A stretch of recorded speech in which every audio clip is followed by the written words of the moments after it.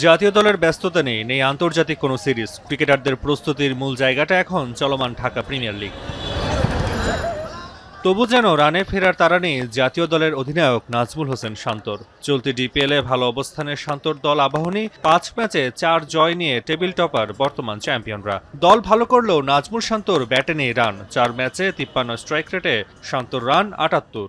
আমি কখনো ওইভাবে চিন্তা করছি না নিজের ব্যাটিং নিয়ে honestly, as long as team match জিততেছে। লাস্ট ম্যাচে মমিনুল ভাইয়ের দারুণ ইনিংস, মিডল অর্ডারে মিথুন ভাই প্রতিদিন দায়িত্ব নিয়ে ব্যাটিং করছে। সো আমার মনে হয় যে টিম হিসেবে আমরা ভালো অবস্থানে আছি, বাট স্টিল সামনে আস্তে আস্তে বড় ম্যাচ আসতেছে। এই ম্যাচগুলোতে আমরা কীভাবে আরও পজিটিভলি এবং ভালোভাবে খেলতে পারি, এটা ইম্পর্টেন্ট।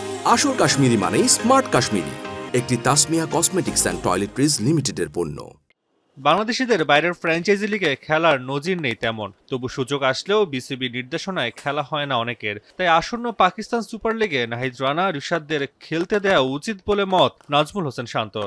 ফ্রাঞ্চাইজি ক্রিকেট অবশ্যই খেলা উচিত, বাট এটা পুরা ডিপেন্ড করবে ক্রিকেট বোর্ড এবং কোচ, ক্যাপ্টেন সব কিছুর ওপরে। বাট আমার মনে হয় যে এই ধরনের বাইরের ফ্রাঞ্চাইজি লিগগুলো যদি আস্তে আস্তে আমাদের প্লেয়ারগুলো খেলা শুরু করে, তাহলে একটা এক্সপিরিয়েন্স তৈরি হবে এবং ওই রেসপন্সিবিলিটিসটা নেওয়া আমার মনে হয় শিখবে। এছাড়া প্রিমিয়ার লিগে আলো ছড়ানো বেশ কয়েকজন ক্রিকেটারকে নিয়ে এখনই মাতামাতি না করার আহ্বান জানান শান্ত। তাদের বাড়তি চাপ না দিয়ে নিজেদের তৈরি হতে সময় দেওয়া উচিত বলে মনে করেন জাতীয় দলের অধিনায়ক। রাব্বির সাথে সাকিব ভাই বা আরও যে প্লেয়ারের কথা বললেন, এটা করেন না, এটা ওর জন্য প্রেশার। তাসওয়া নাফি, এখন, ঢাকা।